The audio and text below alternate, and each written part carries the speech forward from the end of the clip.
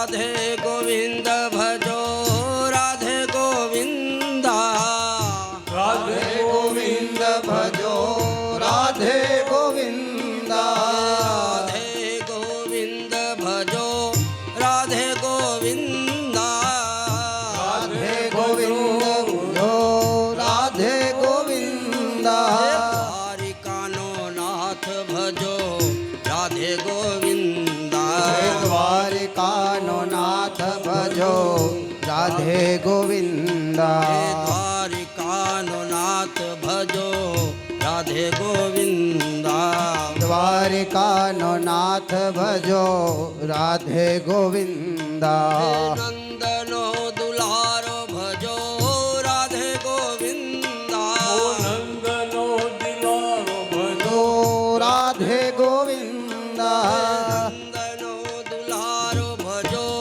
राधे गोविंदा नंदनो दुलार भयो राधे गोविंदा यशोदानो लाल भजो राधे गोविंदा यशोदानो लाल भजो राधे गोविंदा यशोदानो लाल भजो राधे गोविंदा यशोदानो लात भजो राधे गोविंदा राधे गोविंद भजो राधे गोविंदा राधे गोविंद भजो राधे गोविंदा राधे गोविंद भजो राधे गोविंदा राधे गोविंद भजो राधे गोविंदा राधे जय हो हरि बोल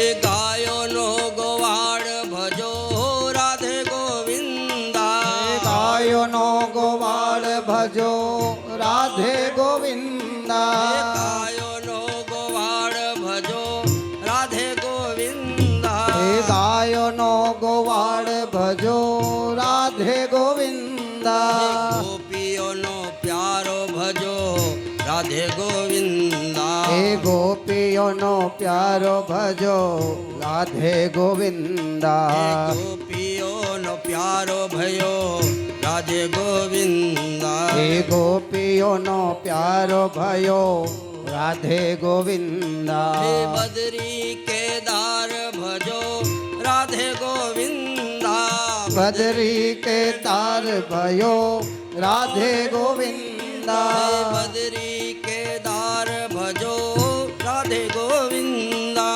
बद्री के तार भयो राधे गोविंदा पशुपति नाथ भजो हो।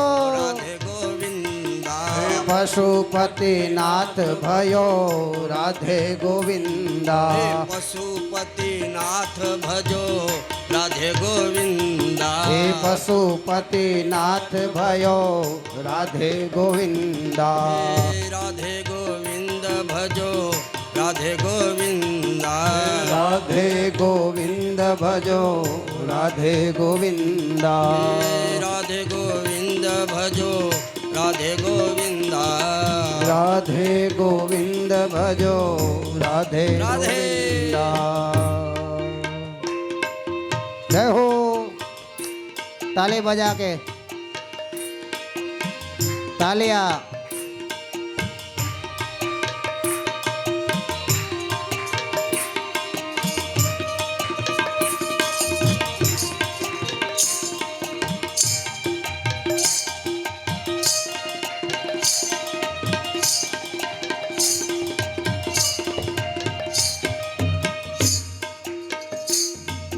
सुदामानो मित्र भजो राधे गोविंदा सुदामानो मित्र भजो राधे गोविंदा सुदामानो मित्र भजो राधे गोविंदा સુદામાનો મિત્ર ભજો રાધે ગોવિંદા રાધે ગોવિંદ ભજો રાધે ગોવિંદા હે રાધે ગોવિંદ ભજો રાધે ગોવિંદા રાધે ગોવિંદ ભજો રાધે ગોવિંદા હે રાધે ગોવિંદ ભજો રાધે ગોવિંદા ડાકોર નો નાથ ભજો રાધે ગોવિંદા ડાકોર નો નાથ ભયો રાધે ગોવિંદા ડાકોર નો નાથ ભજો રાધે ગોવિંદા હે ડાકર નો નાથ ભજો રાધે ગોવિંદા ડાકોર નો નાથ ભજો રાધે ગોવિંદા ડાકર નો નાથ ભજો રાધે ગોવિંદા વૈષ્ણવ નો વહાલો ભજો રાધે ગોવિંદા વૈષ્ણવ નો નાથ ભજો રાધે ગોવિંદા વૈષ્ણવ નો વહાલો ભજો રાધે ગોવિંદા હે વૈષ્ણવ નો નાથ ભજો રાધે ગોવિંદા રાધે ગોવિંદ ભજો રાધે ગોવિંદા હે રાધે ગોવિંદ ભજો રાધે ગોવિંદા રાધે ગોવિંદ ભજો રાધે ગોવિંદા રાધે ગોવિંદ ભજો રાધે ગોવિંદા દ્વારિકાનો નાથ ભજો રાધે ગોવિંદા હે દ્વારિકાનો નાથ ભજો રાધે ગોવિંદા દ્વારિકાનો નાથ ભજો રાધે ગોવિંદા હે દ્વારિકાનો નાથ ભજો રાધે ગોવિંદા રાધે ગોવિંદ ભજો રાધે ગોવિંદા હે રાધે ગોવિંદ ભજો રાધે ગોવિંદા રાધે ગોવિંદ ભજો રાધે ગોવિંદા રાધે ગોવિંદ ભજો રાધે ગોવિંદા જય હો હરિ બોલ જય હો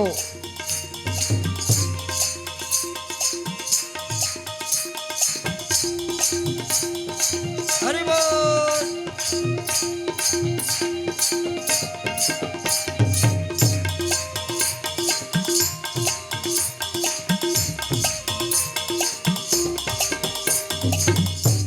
એ ગાયોનો ગોવિંદ ભજો રાધે ગોવિંદા હે ગાયોનો ગોવાળ ભજો રાધે ગોવિંદા ગાયોનો ગોવિંદ ભજો રાધે ગોવિંદા હે ગાયોનો ગોવાળ ભજો રાધે ગોવિંદા રાધે ગોવિંદ ભજો રાધે ગોપાલા રાધે ગોવિંદ ભજો રાધે ગોપાલા રાધે ગોવિંદ ભજો રાધે ગોપાલા રાધે ગોવિંદ ભજો રાધે ગોપાલા દ્વારિકાનો નાથ ભજો રાધે ગોવિંદા હે દ્વારિકાનો નાથ ભજો રાધે ગોવિંદા દ્વારિકાનો નાથ ભજો રાધે ગોવિંદા હે દ્વારિકાનો નાથ ભજો રાધે ગોવિંદા દ્વારિકાનો નાથ ભજો રાધે ગોવિંદા હે દ્વારિકાનો નાથ ભજો રાધે ગોવિંદા રાધે ગોવિંદ ભજો રાધે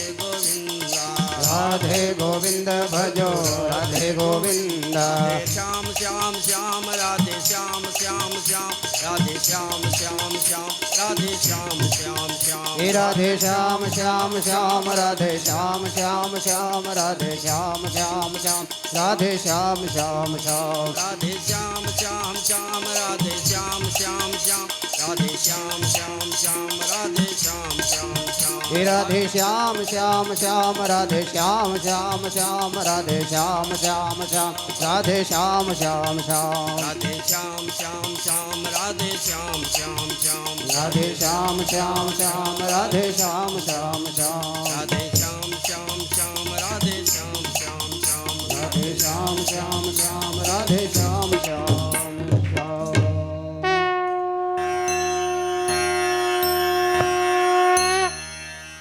बोलिए श्री भागवत जी भगवान की जय। श्री द्वारिकाधीश की जय।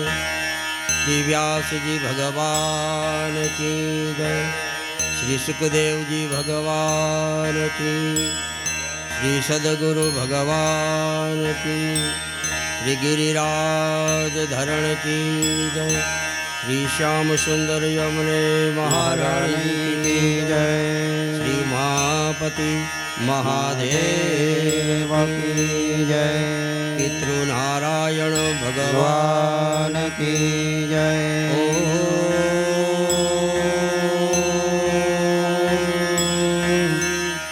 નમઃ પાર્વતી પતય હર હર મહાદેવ.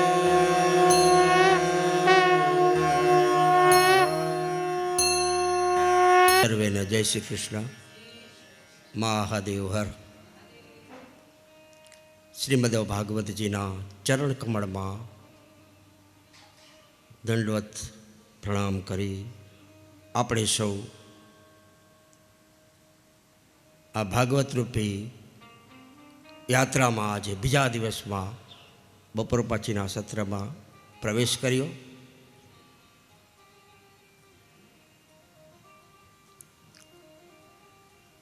સવારના સત્રમાં સુંદર કથા આપણે સાંભળી કે ભીષ્મ પિતામહની પ્રતિજ્ઞા, એની ટેક અને એને વરદાન આપ્યું પિતાએ.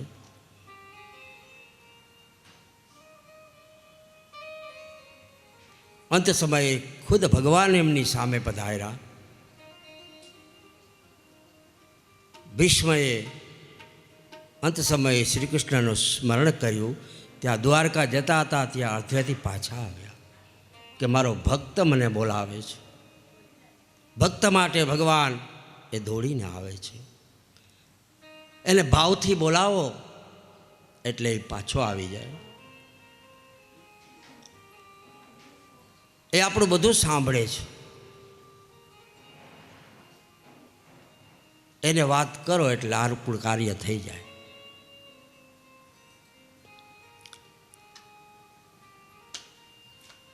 ભગવાન ભીષ્મ પિતામહ પાસે પધાર્યા, એને દર્શન આપ્યા. બધા ઋષિમુનિઓ ખબર પડી કે પ્રભુ અહીંયા પધારશે એટલે બધા ભગવાનના અને ભીષ્મ પિતામહના દર્શન કરવા માટે ત્યાં પધાર્યા. આ ભક્ત એવો ભક્ત હતો કે અંદરથી ભગવાનને બહુ પ્યાર કરતો હતો.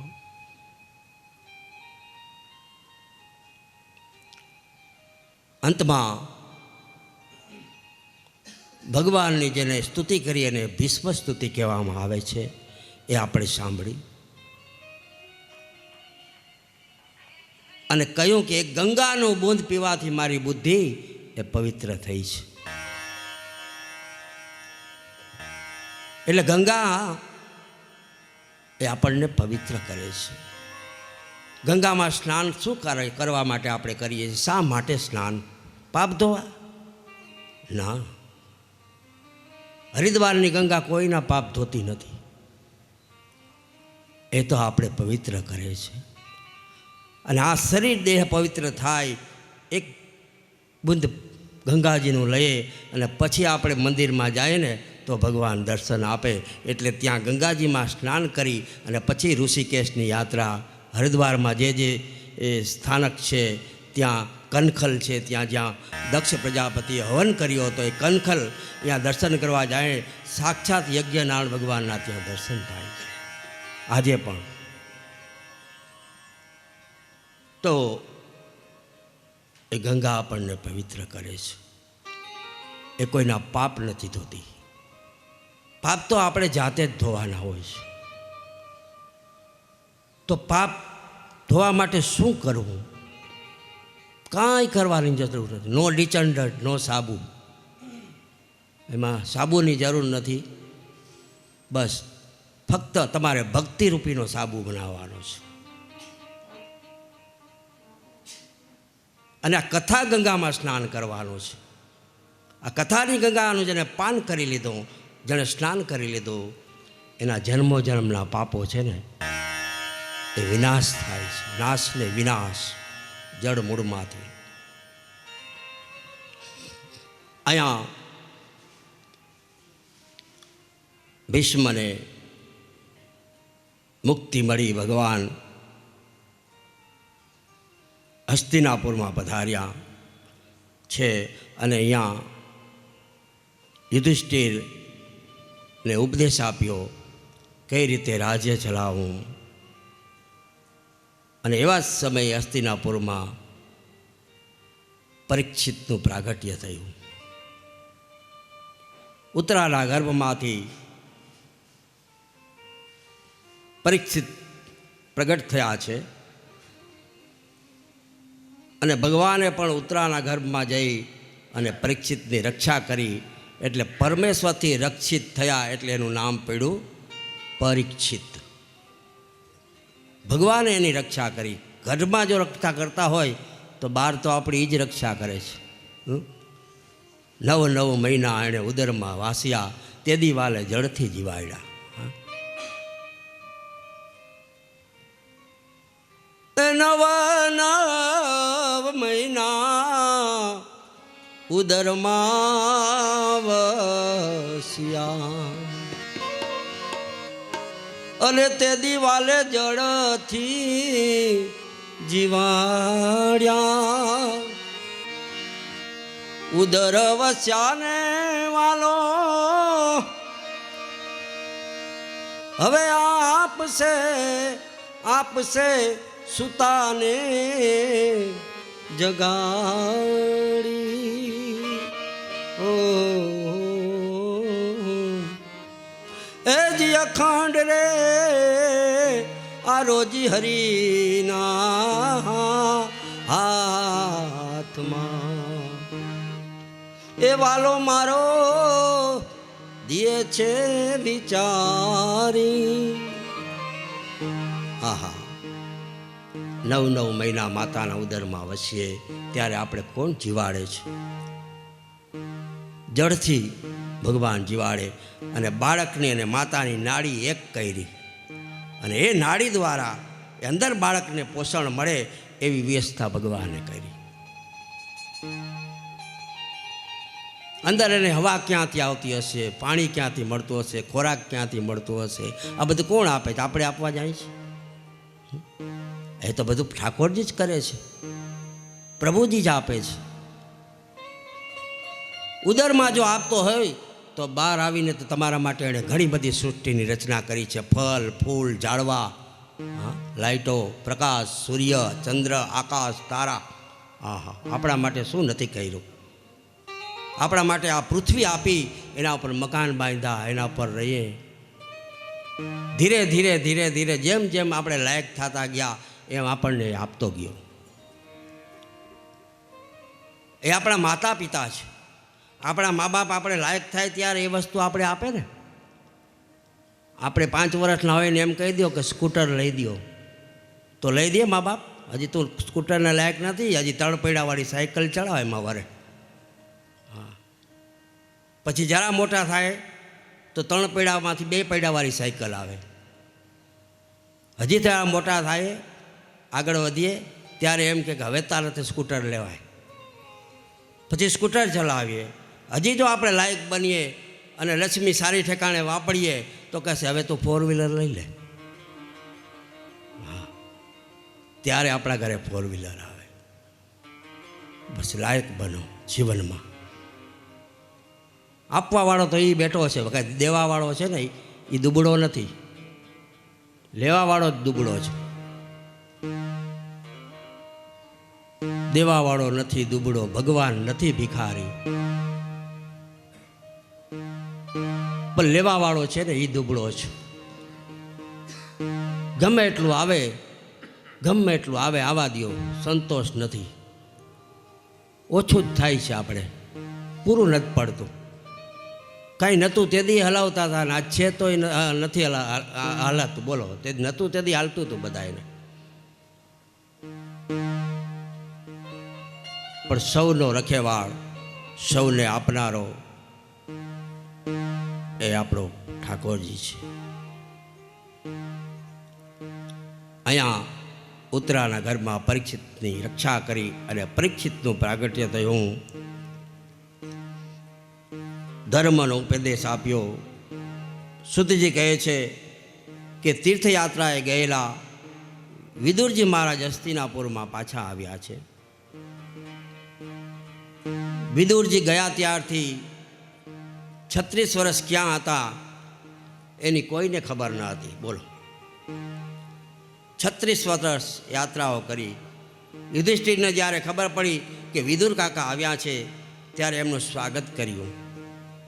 વિદુરજી ગયા ત્યારે હસ્તિનાપુરના રાજા ધૃતરાષ્ટ્ર હતા અને પાછા આવ્યા ત્યારે યુધિષ્ઠિર. રાજા બદલાઈ ગયા આટલા વર્ષમાં. બોલો, વિદુરજીએ યાત્રા કરીને એનું માત્ર વર્ણન 32 શબ્દમાં જ છે. ફક્ત તીર્થયાત્રા કરવા જાય તો એની મોટી જાહેરાત ન કરાય. હા, એ યાત્રા છે. ફરવા ગયા હોય તો એની જાહેરાત કરાય. અમે કુલુ ગયા હતા, મનાલી ગયા હતા. હા, બાકી યાત્રાની કોઈ દિવસ જાહેરાત ન કરવી. પુણ્ય છે, યાત્રા છે, એ ગુપ્ત રાખવું.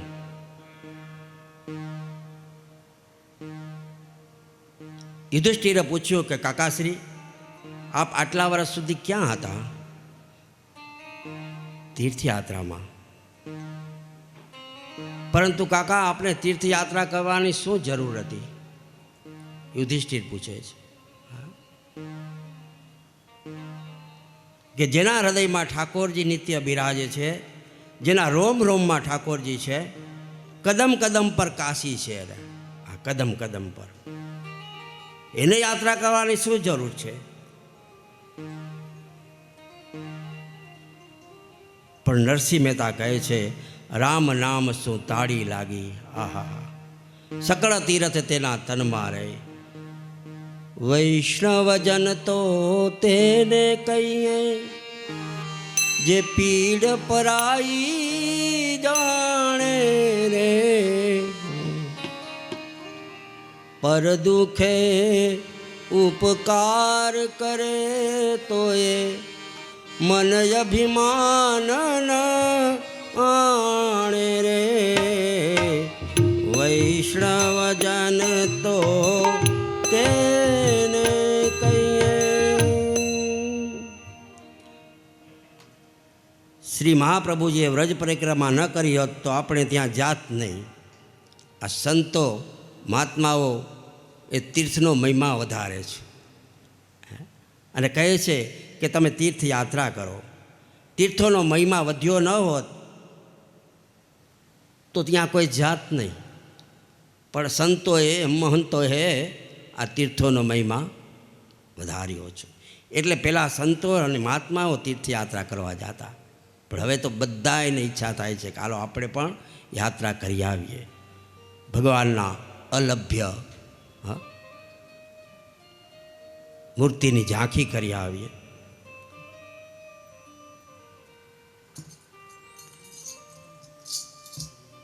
અને યુધિષ્ઠિરને કાકા ભણ્યા છે, ભેટ્યા છે. ધૃષ્ટાસ આવ્યા અને વિદુરજીને પૂછ્યું. ધૃતરાષ્ટ્રે કહ્યું કે વિદુર, આ કૃષ્ણ છે ને એ આપણો કાળ છે. હજી અજ્ઞાન છે આ ધૃતરાષ્ટ્રને, હજી આંધળો છે, હજી આંખ ખુલી નથી.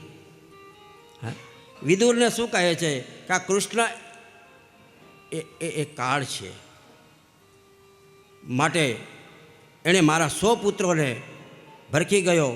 વિદેરો કહ્યું, ભાઈ એટલે જ કહું છું, તમને કાળ મારે એ પહેલાં હજી સમજી જાઓ. હા, હજી સમજી જાઓ, હજી માનો અને ભગવાનનું ભજન કરો, સત્સંગ કરો, એના શરણે જાઓ. અને આ સાક્ષાત દ્વારિકાનો નાથ છે, આ કૃષ્ણ છે, આ ભગવાન છે. તમે એને શરણે જાઓ, તમારું કલ્યાણકાર થશે. વિદુરજીના સત્સંગથી ધૃતરાષ્ટ્રને હવે વૈરાગ જાગ્યો થોડોક. હા, આ સત્સંગ છે ને એ માણસને પરિવર્તન કરી નાખે છે જીવનનું. આ સત્સંગનો પ્રભાવ છે. લોખંડ હોય તો પારસમણીના સંગથી એ સુવર્ણ બની જાય છે. હા, એનો મહિમા છે. હજારો વર્ષ સુધી ચાલ્યું આવતું અંધારું માત્ર એક દીવાના પ્રકાશથી ચાલ્યું જાય છે. રામાયણમાં લખ્યું છે કે બીનું સત્સંગ વિવેક ન હોય, રામ કૃપા બિના સુલભ ન સોહી. એક એક એક ક્ષણ વાર, થોડી વાર પણ પ્રભુનું નામ લઈ લે ને તો એ આપણો સત્સંગ થઈ જાય. એક ઘડી આધી મેં પુનિયાત, તુલસી સંગત સંત કી હરે કોટી અપરાધ. કોટી એટલે કરોડો. એક જરાક સત્સંગ કરો તો કરોડો અપરાધ આપણા એ માફ થઈ જાય. કરોડો અપરાધ એનો નાશ થઈ જાય. પણ ધૃતરાષ્ટ્રે કહ્યું કે ભાઈ વિદુર, તમે કહો એ કરવા તૈયાર છું, પણ હું તો આંધળો રહ્યો, એકલો ક્યાં જાઉં? વિદુરે કહ્યું ચાલો મારી સાથે હિમાલય, આપણે હિમાલય જઈએ, હું તમને હિમાલય લઈ જાઉં. ધૃતરાષ્ટ્રે વિદુરના ખંભા ઉપર હાથ મૂક્યો અને યુધિષ્ઠિરને કહ્યા વિના નીકળી ગયા. ગાંધારી એ સતી છે. પતિ દેખતા નથી એટલે પોતાની આંખ ઉપર પાટો બાંધ્યો છે કે મારા પતિ નથી દેખતા તો હું શા માટે જોઉં. આવા તો સતી હતા. એ ગાંધારીએ પાટો બાંધ્યો છે. એમણે કહ્યું સ્વામીનાથ, આ મોહથી ભરેલા જીવનમાં એ તમે મને સાથે રાખી, પણ હવે મોક્ષના સમયે મને મૂકીને આપ ક્યાં જાઓ છો? ગાંધારીએ પણ ધૃતરાષ્ટ્રનું વસ્ત્ર પકડી લીધું. એ પણ સાથે જવા માટે તૈયાર થઈ. જેમ રામ, લક્ષ્મણ અને જાનકી અયોધ્યામાંથી નીકળ્યા હતા, એમ અહીંયાથી ધૃતરાષ્ટ્ર, વિદુર અને ગાંધારી નીકળી ગયા. આવી રીતે હસ્તિનાપુરથી વિદાય થયા અને હરિદ્વારથી 10 કિલોમીટર દૂર એક સપ્ત સરોવર આવે છે. આજે પણ છે હરિદ્વારમાં. એ સપ્ત સરોવર જ્યાં ગંગાજી 7 ધારામાં વહે છે એટલે એને સપ્ત સરોવર કહેવામાં આવે છે. ગંગાજી 7 ધારાઓમાં વહે છે એટલે એને સપ્ત સરોવર કહેવામાં આવે છે. તીર્થમાં ધૃતરાષ્ટ્રને મૂકી અને વિદુરજી એ પ્રભાસ ક્ષેત્ર ગયા છે. યુધિષ્ઠિર વહેલી સવારે જાગ્યા, પૂજા કાર્ય કરી અને એનો નિત્ય નિયમ હતો કે રોજ સવારમાં ઉઠી અને પહેલાં વડીલોને પગે લાગવું. આ એનો નિયમ. એટલે યુધિષ્ઠિર નિયમ પ્રમાણે વડીલોને પગે લાગતા. પણ આજે ધૃતરાષ્ટ્ર અને ગાંધારીને જોયા નહીં. યુધિષ્ઠિર દુઃખી થયા, રડવા લાગ્યા. વિચાર કર્યો કે મારા આંખ વિનાના કાકા અને કાકી ક્યાં ગયા હશે. રડવા લાગ્યા યુધિષ્ઠિર. વિચાર કર્યો મારા આંખ વિનાના કાકા અને કાકી, પુત્ર વિનાની મા ક્યાં ગયા હશે. મેં એમના 100 પુત્રોને મારી નાખ્યા એટલે એમણે આત્મહત્યા તો નહીં કરી હોય ને. આવા વિચાર આવ્યા યુધિષ્ઠિરને. મેં બહુ ખોટું કર્યું. યુધિષ્ઠિરને હવે પસ્તાવો થાય છે. મારા જ ભાઈઓને મારી અને મેં મારા કાકા કાકીને દુઃખી કર્યા છે. ચિંતા કરે છે. યુધિષ્ઠિર તો એ ધર્મરાજ છે, ધાર્મિક છે. ધાર્મિક માણસ કોને કહેવાય? કે પોતાના દોષનો વિચાર કરે ને એ ધાર્મિક કહેવાય. બીજાને દોષ આપે એ ન કહેવાય. દોષ પહેલાં અંદર આપણો જુઓ કે આપણામાં શું દોષ છે. એમ યુધિષ્ઠિર બીજા કોઈનો દોષ જોતા નથી, પોતાનો દોષ જુએ છે કે મારી કાંઈક ભૂલ થઈ ગઈ છે, નહીંતર આમ ન બને. યુધિષ્ઠિરના મનનું સમાધાન ન થયું. એ રડવા લાગ્યા કે કાકા કાકી ના આવે ત્યાં સુધી હું પાણી ગ્રહણ નહીં કરું. આવું વ્રત લીધું. આવું વિચાર છે એટલામાં તો નારાયણ નારાયણ કરતા ત્યાં દેવ ઋષિ નારદજી પધાર્યા. નારદે કહ્યું કે ધર્મરાજ, આપ કાકાનો શું શોખ કરો છો? આ તમારા કાકાનો શોખ ન કરો. તમારા કાકાને લઈ અને વિદુરજી સપ્ત સરોવર ગયા છે, યાત્રા કરવા લઈ ગયા છે. આજથી 5મા દિવસે તમારા કાકાનો ઉદ્ધાર થઈ જવાનો છે, એટલે તમે ચિંતા ન કરો. ધર્મરાજ, આપ કોના કોના માટે રડશો? આ દુનિયા તો પંખીનો મેળો છે. તમે કાકાનો શોક ન કરો. અને અહીંયા ક્યાં કોઈ કાયમ રહેવાનું છે? બધાને જવાનું છે. નારદજી આવો યુધિષ્ઠિરને ઉપદેશ આપ્યો અને વિદાય થયા. હવે એક દિવસ મહારાજ યુધિષ્ઠિર ભીમસેનની સાથે બેઠા હતા અને બંને ભાઈઓ વાતો કરતા હતા, ભીમસેન ને યુધિષ્ઠિર. યુધિષ્ઠિર આજે ઉદાસ છે, એને બેચેની લાગે છે. ભીમસેન કહે છે, ભાઈ આપ ઉદાસ કેમ છો? યુધિષ્ઠિરે કહ્યું કે ભાઈ, હવે મને ચેન નથી પડતું. કેટલાક મને અપશકન દેખાય છે કે ગૌશાળામાં મને ગાયો એ રડતી દેખાય છે, મંદિરમાં ભગવાનની મૂર્તિઓ ઝાંખી પડી ગઈ છે. ભાઈ, મને લાગે છે કે હવે કળિયુગની શરૂઆત થઈ ગઈ. હવે મને કળિયુગ દેખાય છે.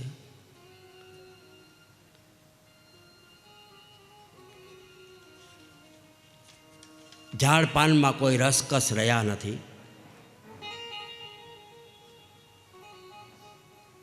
અહીંયા યુધિષ્ઠિરે એક કાળા માણસને જોયો અને એને 4 પ્રશ્ન પૂછ્યા. આનાથી મેં એને ઓળખી લીધો કે તું કળિયુગ છે. આવી બધી ઘટનાઓ કળિયુગમાં ઘટે છે. અને કળિયુગે યુધિષ્ઠિરને શું કહ્યું કે મહારાજ, હવે આપણો સમય પૂરો થઈ ગયો છે, હવે ખુરશી ખાલી કરો. ત્યારે યુધિષ્ઠિરે કહ્યું કે હે કળિયુગ, હજી અમારી સાથે સાક્ષાત દ્વારકાધીશ બેઠા છે, અમને ચિંતા નથી.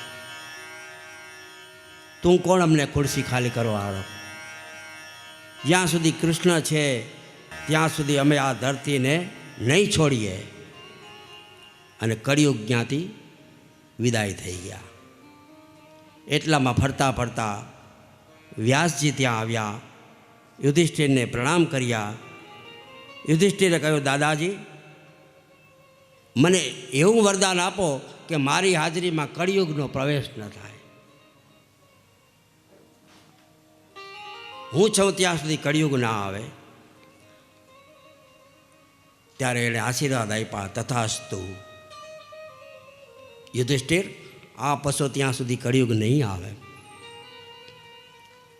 જ્યાં ધર્મરાજ છે ખુદ,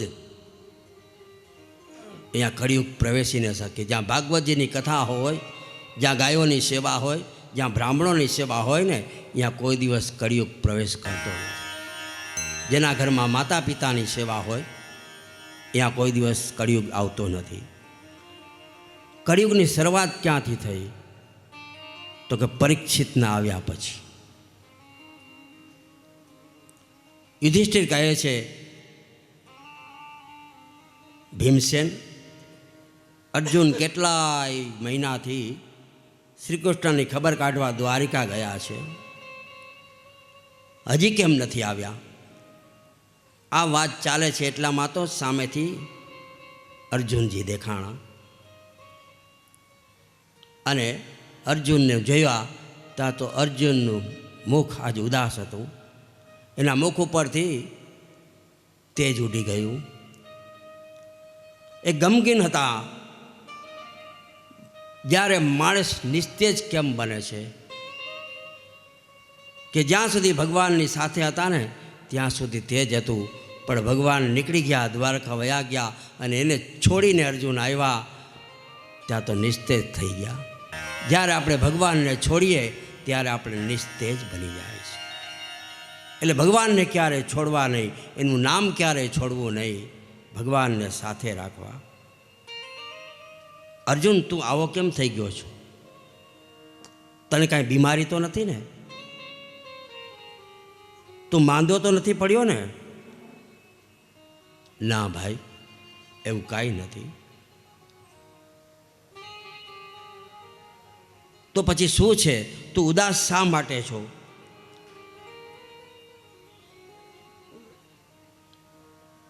આપણા કૃષ્ણને તો બરાબર છે ને, એને તો સારું છે ને. જ્યાં યુધિષ્ઠિર આવું બોલ્યા તે અર્જુન રડવા લાગ્યા. અર્જુને કહ્યું, મોટા ભાઈ, તમારી વાત સાચું છે કે મારામાં જે તેજ હતું ને એ શ્રી કૃષ્ણનું હતું, પણ શ્રી કૃષ્ણ રૂપી સૂર્યનો હવે અસ્ત થયો છે. સમય બળવાન, નહીં પુરુષ બળવાન. કાબે અર્જુને લૂંટ્યા, વહી ધનુષ વહી બાણ.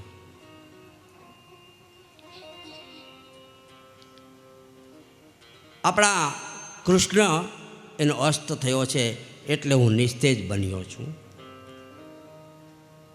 પાંડવો બધા રડવા લાગ્યા. કુંતાજી ત્યાં આવ્યા. અર્જુનના માથે હાથ મૂકીને પૂછ્યું, બેટા કેમ રડે છે? અર્જુને કહ્યું, માં, આપણા દ્વારકાધીશ પ્રભુ હવે આપણને છોડીને પોતાના ધામમાં ગયા છે.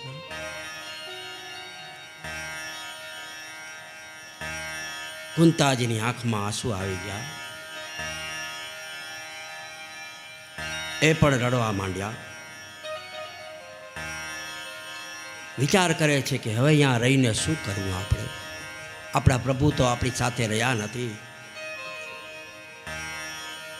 યુધિષ્ઠિર વિચાર કરે છે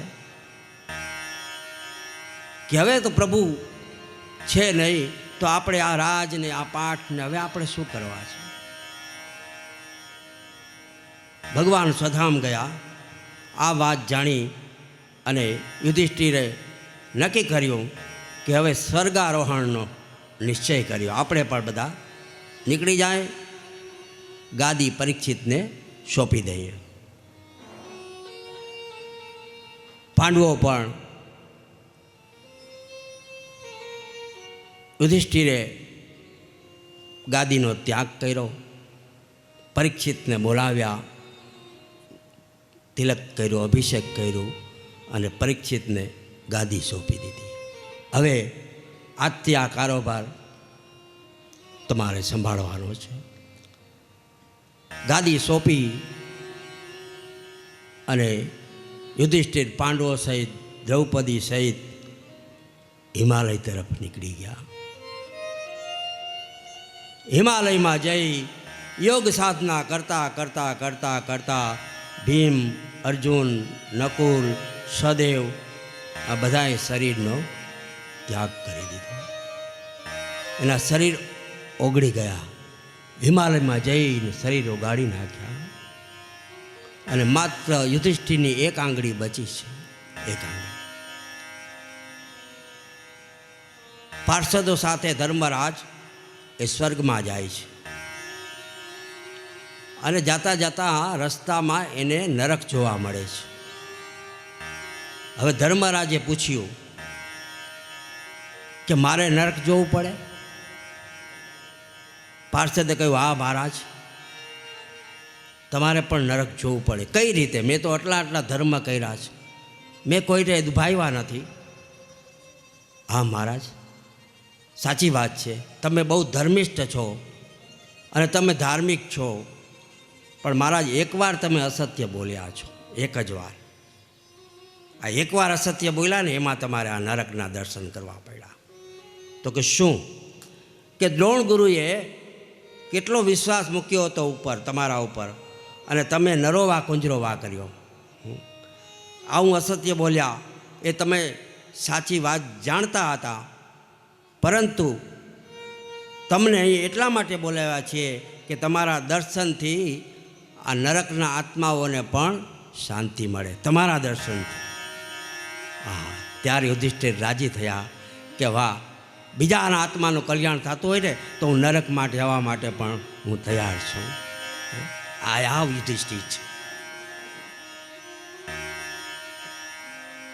સ્વર્ગમાં જતી વખતે ધર્મરાજા સાથે એક કૂતરો હતો. પાર્ષદે કહ્યું, મહારાજ, આ કૂતરાને છોડી દો, એની સાથે સ્વર્ગમાં પ્રવેશ નહીં મળે. ધર્મરાજાએ કહ્યું, જો કૂતરા સાથે પ્રવેશ નહીં મળે તો મારે સ્વર્ગમાં આવવું નથી, આ કૂતરો તો મારી સાથે જ રહેશે. એટલે યમરાજા પ્રસન્ન થયા.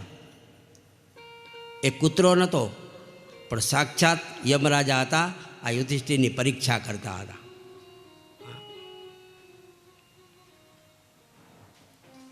યુધિષ્ઠિરને કહ્યું કે તમારી 3 પેઢીઓમાં મેં પરીક્ષા કરી. હા, 3 પેઢીઓમાં, ત્રણેયમાં તમે પાસ થયા છો. ત્રણેય પરીક્ષામાં તમારા માટે સ્વર્ગના દ્વાર ખુલ્લા છે. સ્વર્ગના દ્વાર ખુલ્લા છે. જે સત્ય બોલે ને એના માટે સ્વર્ગના દ્વાર ખુલ્લા હોય છે. પણ યમરાજા બોલ્યા કે એક તો હું કૂતરો બની અને હું તમારી સાથે રહ્યો અને તમે મારી રક્ષા કરી. તમે હરેક પ્રાણી પ્રત્યે દયાભાવ રાખો છો. કૂતરો હોય કે પછી પ્રાણી હોય કે મનુષ્ય હોય, દયા ધર્મ એ પહેલો છે. યા દેવી સર્વભૂતેષુ દયારૂપેણે સંસ્થિતા નમસ્તસ્ય નમસ્તસ્ય. પછી તમને હું નરકમાં લઈ ગયો. બીજી પરીક્ષા એ કરી કે તમે કહ્યું કે કોઈને શાંતિ મળતી હોય તો નરકમાં જવા માટે પણ તૈયાર છું. આ બીજી પરીક્ષામાં પાસ થયા. પછી ત્રીજી કે તમે વનમાં જતા હતા, તમારા વનવાસ વખતે યક્ષ બની, હા પોતે યક્ષ બન્યા હતા યમરાજ, યક્ષ બનીને આપની પરીક્ષા લીધી હતી અને તમને તરસ લાગી પાણીની. ત્યારે તમે સૌપ્રથમ નકુલને પાણી લેવા મોકલ્યા કે મને તરસ લાગી છે, પાણી લાવો. નકુલ પાણી લેવા સરોવરમાં આવ્યા ત્યારે મેં કહ્યું કે મારા પ્રશ્નનો જવાબ આપો, નહીં તો તમને જીવતા નહીં જવા દો. નકુલે જવાબ આપ્યો જ નહીં, એટલે તે ત્યાં મરણ પામ્યો. પછી તમને સહદેવને મારા પાસે મોકલ્યા. સહદેવ પણ મારા પ્રશ્નનો જવાબ આપી શક્યા નહીં, એ પણ મૃત્યુ પામ્યા. પછી તમે અર્જુનને, પછી તમે ભીમને, આ કોઈએ મારા પ્રશ્નનો જવાબ ના આપ્યો અને એ મરણ પામ્યા. અને છેલ્લે તમે આવ્યા એટલે તમે મારા પ્રશ્નનો જવાબ આપ્યો. એટલે મેં પ્રસન્ન થઈને આપને પૂછ્યું કે તમે આ 4 ભાઈ જે મરી ગયા છે એમાંથી તમે જેને કહો એને જીવતો કરું. હા, મારી એ પરીક્ષા હતી કે આ 4માંથી હું કોને જીવતો કરું. ત્યારે તમે કહ્યું કે મારી માતા 2 છે, એક કુંતી અને બીજી માદરી. આ 2 માતા છે. એટલે કુંતીનો હું એક પુત્ર તો હજી હયાત છું, પણ માદરીના પુત્ર એકે રહ્યા નથી. એટલે આપ નકુલને જીવતો કરો. એણે એમ ના કીધું ભીમને કરો, અર્જુનને કરો, પણ શું કીધું? નકુલને તમે જીવતો કરો. એટલે મારી માને બંને પુત્રો મળી જાય, માદારીની મળી જાય અને કુંતીને મળી જાય. એટલે તમે પરીક્ષામાં પાસ થયા. અને તમે ભીમ કે અર્જુનને જીવતો કરવાનું ન માંગ્યું અને ઓરમાન માતાના પુત્રને જીવતો કરવાનું કીધું. એટલે બંને માતાઓ તરફ તમારી ધર્મનિષ્ઠા જોઈ અને હું તમારો પર પ્રસન્ન થયો. આમ ત્રીજી પરીક્ષામાં તમે પાસ થયેલા. ધન્ય છે તમારી ભક્તિને, ધન્ય છે તમારી ધર્મનિષ્ઠાને. અને એ પછી યુધિષ્ઠિર સ્વર્ગમાં ગયા અને ત્યાં 5 ભાઈઓ ભેળા થયા. પરીક્ષિત રાજા ગાદીમાં બિરાજ્યા છે. એક દિવસ પરીક્ષિતને દિગ્વિજય કરવા જવાનું ઈચ્છા થઈ.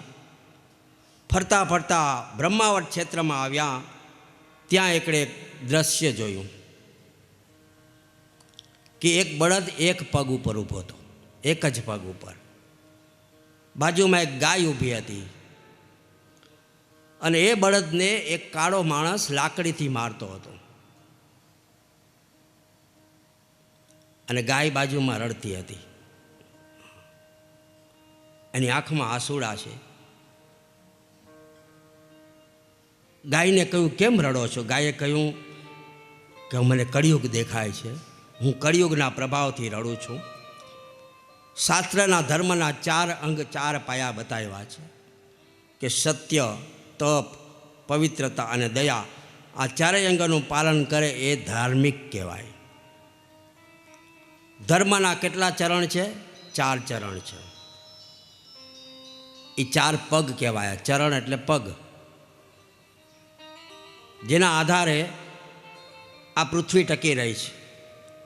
આ ધર્મના 4 ચરણ હતા, પરંતુ અષ્ટાવક્ર મુનિના પત્ની નદી પર પાણી ભરવા જતા હતા ત્યારે ધર્મે આ માણસનું રૂપ લઈ અને કહ્યું કે તું જેના 8 અંગ વાંકા છે એવા કદરૂપા માણસને તું વફાદાર છે, એમ કહી એની છેડતી કરી.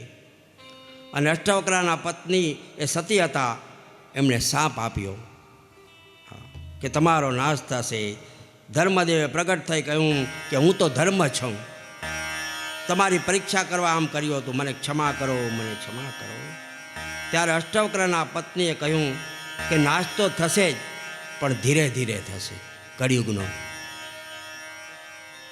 સતયુગમાં તારા 4 ચરણ હશે, ત્રેતાયુગમાં તારા 3 ચરણ હશે, દ્વાપરમાં તારા 2 ચરણ હશે, અને કળિયુગમાં ધર્મનો 1 પગ હશે. 1 પગ ઉપર ઊભો છે અત્યારે કલિયુગ. કલિયુગમાં 1 ચરણ હશે, અને કલિયુગના છેલ્લા કાળમાં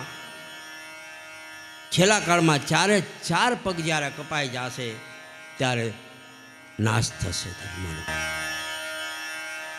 આ રીતે ધર્મ બળદના રૂપમાં 1 પગ ઉપર ઊભો છે. સત્યનો નાશ એ લોભથી થાય છે, ક્રોધથી તપનો નાશ થાય છે, અને કુસંગથી એ પવિત્રતાનો નાશ થાય છે, અને મદથી દયાનો નાશ થાય છે. આનાથી બચવું.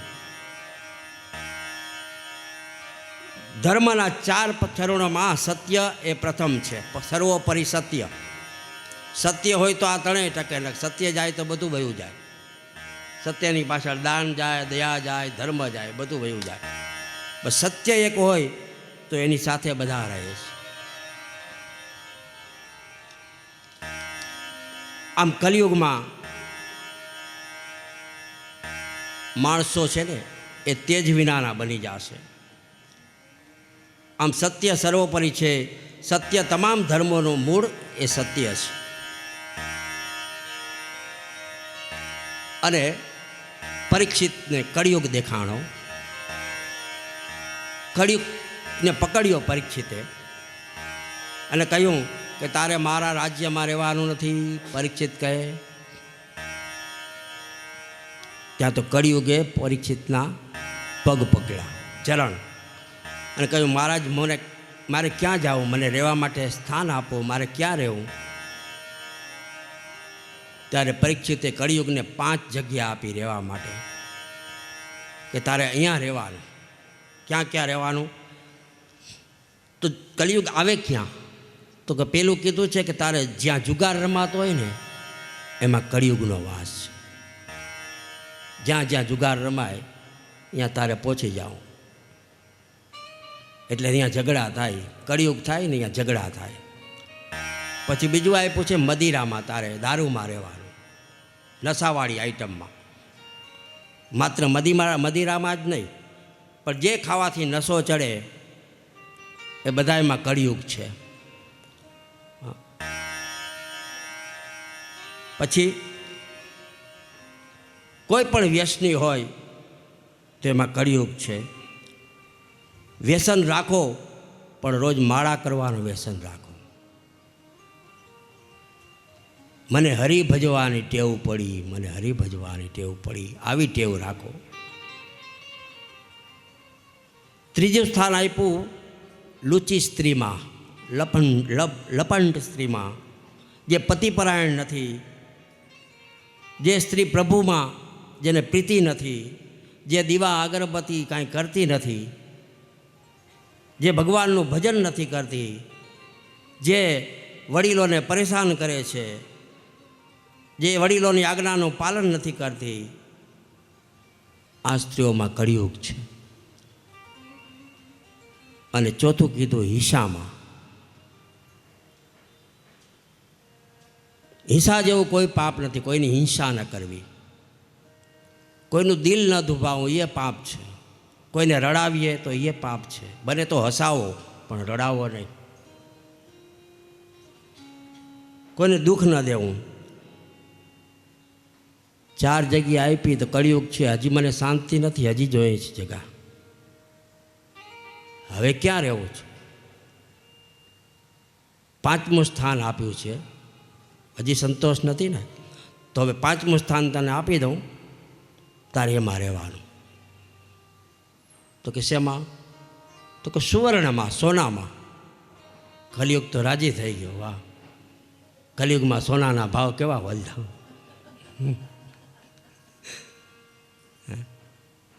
સુવર્ણમાં મારો વાસ રહેશે. પણ મહારાજ તમે કહો છો કળિયુગ સોનામાં, કળિયુગ પણ સોનું તો બધાય પહેરતા હોય. હે, પણ ત્યારે કીધું છે, અહીંયા ચોખવટ કરી છે. કયા સોનામાં? તો કે જે 2 નંબરનું ચોરેલું સોનું હોય ને, હા, એમાં કળિયુગનો વાસ રહેશે. ચોરેલું સોનું, 2 નંબરનું સોનું, એમાં કળિયુગ બેઠેલો છે ને એના માટે ઝઘડા થવાના છે. આ સોના ઉપરથી ઝઘડા થાય. એ 2 નંબરનું સોનું કોઈના ઘરમાં આવી જાય ને તો ઘરને બરબાદ કરી નાખે છે. અને આવું જ સોનું જરાસંઘ ચોરીથી લાવ્યા હતા અને અહીંયા ભીમસેને રાખ્યું હતું. અને પરીક્ષિતને ઉપદેશને ગયા હતા કે 7મા માળાની હવેલી ખોલતા નહીં. હા, દરવાજો નહીં ખોલતા. પણ નાના બાળકને કહે ને અહીંયા અડતો નહીં, તો એ ધરા રડે. હા, અને પરીક્ષિત રાજાને થયું કે આ શું હશે 7મે માળે, હાલો જરા જોઈ લઉં. ખોયલું હોયલો ત્યાં તો સુંદર મજાનો સોનાનો ચોરેલો મુગટ જોયો. એને થયું, વાહ, આ મુગટ તો મારા મસ્તક ઉપર જ શોભે. અને જ્યાં મસ્તક ઉપર લગાવ્યો સુંદર લાગવા લાગ્યો, પણ 2 નંબરનો હતો ને એમાં કળિયુગ બેઠો હતો. કળિયુગ બેઠો એટલે પરીક્ષિતની બુદ્ધિ ભ્રષ્ટ થઈ ગઈ. એક જરાક સોનું આવી જાય ને આપણી બુદ્ધિ ભ્રષ્ટ કરી નાખે છે. આ 5 જગ્યા એવી ખતરનાક છે કે એના રવાડે ક્યારેય ચડતા નહીં. કોઈ દી જુગાર નહીં રમવો, મદિરા નહીં પીવી, આડાવડે રસ્તે જવું નહીં, હિંસા કરવી નહીં. હે, આ જુગારમાં માણસો, આ પાંડવો છે ને દ્રૌપદીને હારી ગયા હતા જુગારમાં. કે મારા વાડામાં પાથરેલ ચોપાટે જમાદાર જુગારીઓ. મારા વાડામાં પાથરેલ ચોપાટ જમાદાર જુગારીઓ. એ જુગાર કોઈ રમશો નહીં.